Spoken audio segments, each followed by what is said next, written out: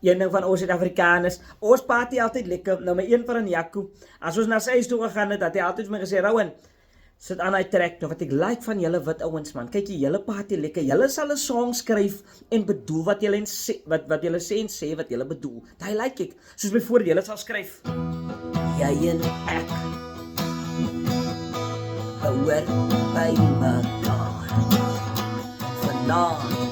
laat dit so ruk move, want hulle kan nie dans sien, en vanaand, gaan jy dit voel, want jy swy flikker liggie, my indicator, en as ek rigting soek, is jy my navigator, kijk ek like hy, man, ek like hy, hy sê precies, sy het rigting nodig, ek is jou navigator. Nou my een vriend, Tando, ons was 3 wat altyd saam uitgehang het, en dan het hy gesê, kyk hier Rowan, ek sê vir jou, my songs, het hit, kyk jy net dat hit, die beat is aan, bijvoorbeeld, hulle kan een woord vat, soos tepe, wat lepel beteken, tepe, tepe, tepe, dan gooi net die heibo daarin, heibo, tepe, tepe, 3 ure later, tepe, ek moet sê, Tando, as aan jy trek 5 op ietsie, my gelijk die beat, ek gaan die slaap morgenoggend, tepe, maar dan, kyk jy, as jy by 'n colored party gekom het, dan nooi ek vir Jaco en Tando hoor, kom na my toe, dan hoor jy net, Whitney Houston se song sê, if I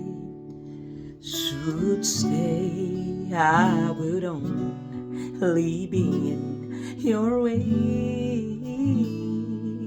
dan moet dan mos nou 'n DJ koppe, 'n DJ toenhals, 'n DJ voete, 'n DJ skouerspies, wat dit doen, and